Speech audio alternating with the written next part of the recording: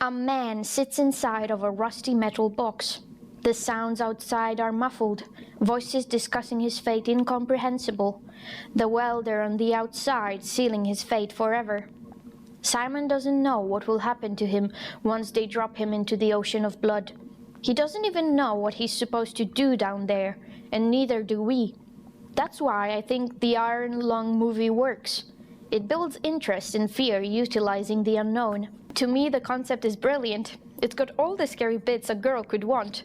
Incomprehensible catastrophic event occurring for unknown reason? Check. Enclosed space? Check. Unknown ocean? Check. Limited visibility? Check.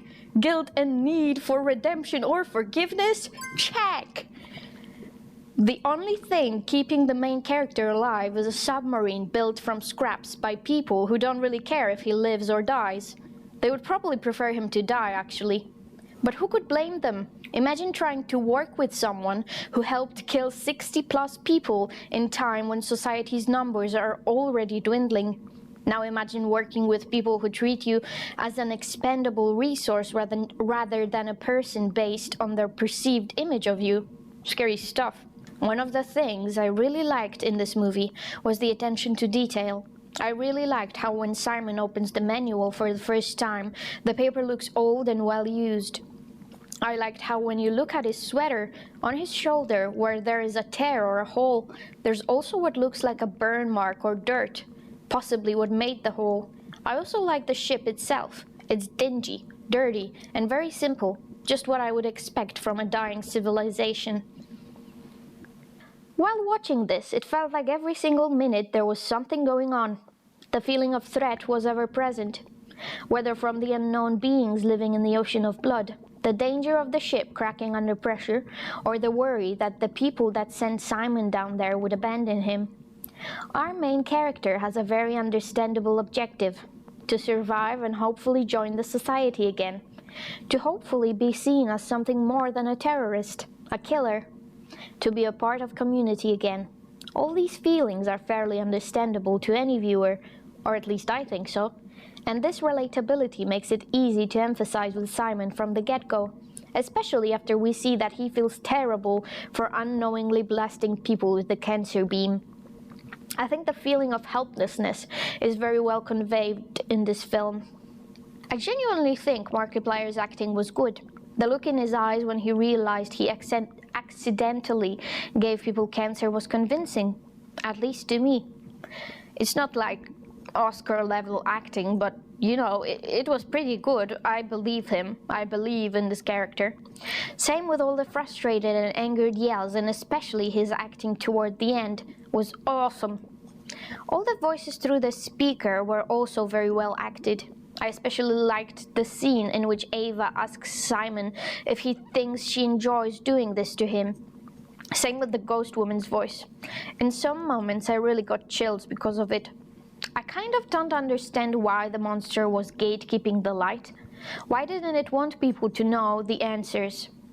It seems to me that everyone who sees the light goes mad or joins the collective consciousness of the blood ocean, so even if it contained all the information the humans would need if they saw it, they would just simply end up in the same way as the SM-8 crew did.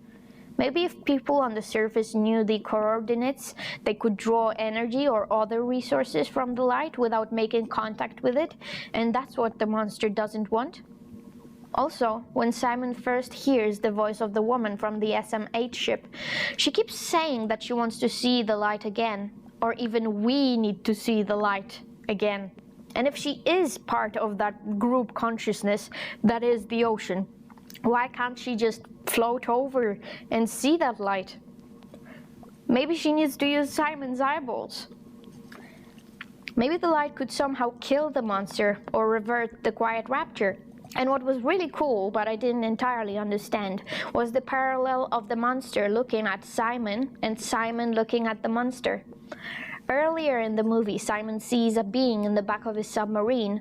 He's scared, so he cautiously investigates and tries to attack it, but the being disappears. Same thing happens later in the movie, but with the roles reversed.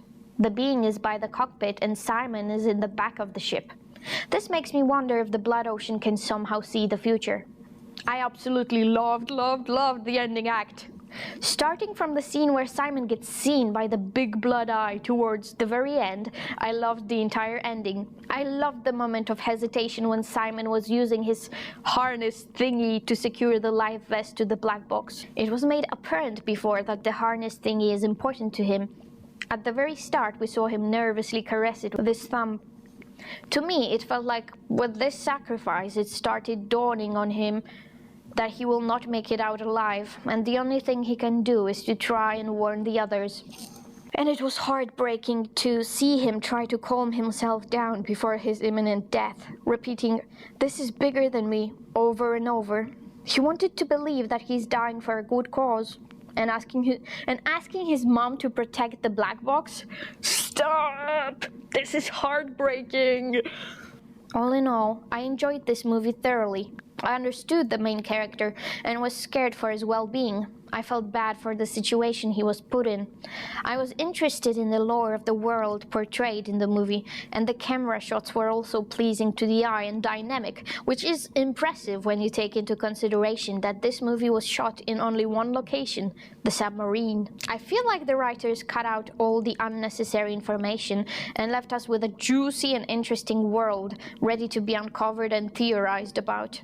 I hope you watched the movie yourself before watching this video, because seeing Iron Lung for the first time, without spoilers, was an awesome experience. And it's a shame that I won't get to do it again, because I already watched it and I'll remember everything.